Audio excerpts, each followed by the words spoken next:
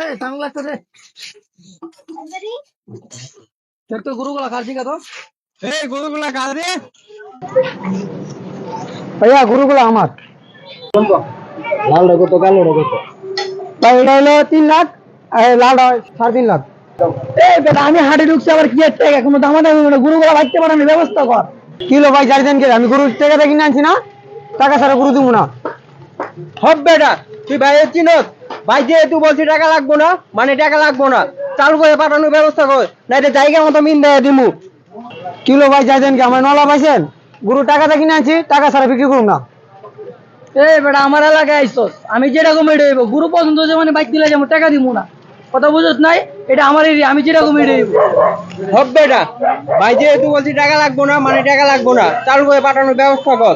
Kilo ভাই কিসে গরু চাইছি জোর খাটাতেছেন, টাকা ছাড়া গরু দিব না। এই বেটা তোর জোর খাটা নেই কি আছে, কুইছি গরু মানে গরু দিলে কথা বাড়াস চলে গেছে। এই বেটা কুইছি না বেটা গরু নিব মানে গরু নিব কত। কিলো ভাই নলা পাইছো যে কিশোরগঞ্জ চাইছি কে নলা পাইছো?